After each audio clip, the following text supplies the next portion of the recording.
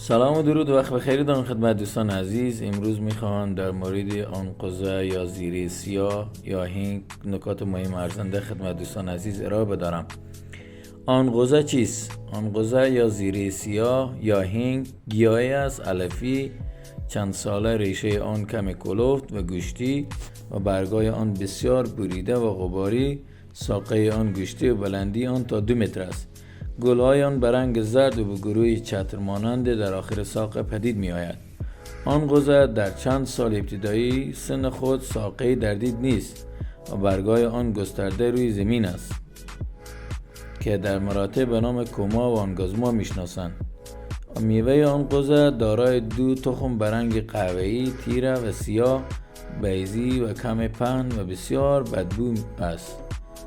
با تیغ زدن یا قطع ریشه یا قسمت پایین ساقه و یقه گیاه در پایان بهار شیره بسیار بدبو و در میان تابستان بیرون می آید که در کنار هوا کم کم سفت می شود که همان آنقوزه است. آنقوزه در زمین های بائر و خشک و آهکی گرم آسیا می روید. مشخصات آنقوزه شیره گیاهی است که از تیغ زدن ریشه یا پایین ساقه یا قطع ساقه گیاهان مولد آنقوزه از ناحیه یقه گیاه خارج می شود.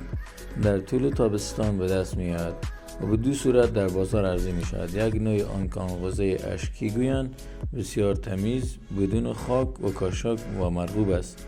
رنگ خارجی آن زرد مائل به قرمز یا قهوه‌ای و صاف و شفاف است. از نظر ابعاد در حد فندق یا کمی بزرگتر و کوچکتر در ابعاد نخود است.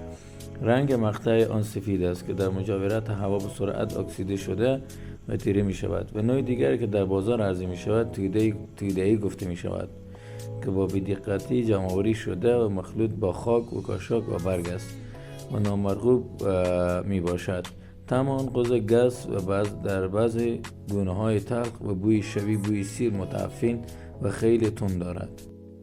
خواص آنقوزه: اندام دارویی این گیاه صمغی رزینی که از ایجاد برش در بخش‌های بالای ریشه به دست می آید است و رزین، اسانس و صمغ، اسید فرولیک و ترکیبات دیسولفید جزو مواد مؤثری این گیاه می باشد. عملکرد دارویی این گیاه ضد نفخ و خلط‌آور است. در درمان‌های سوی هاضمه یا قولنج‌های مربوط به نفخ، التهاب، برونشیت، سرفه، اختلالات و ناراحتی‌های عصبی کاربرد دارد. روش استفاده از آنقوزه به صورت خوراکی، تنتور و بخور برای کمک به درمان احتقان، بینی و برونشیت است. صمغ و پودر شده این گیاه روزانه 0.3 تا 1 گرم در 3 نوبت و به صورت تنتور نیز 2 تا 4 لیتر در روز تکه های 0.2 گرمی به اندازه 2 تا 5 دانه در روز استفاده شود. نکات مهم در مورد آنقوزه: لطفاً حتما برای مصرف تمام گیاهان دارویی با متخصصین دارویی گیاهی مشورت کنید. آنقوزه را در دوران شیردهی و برای کودکان مصرف نکنید.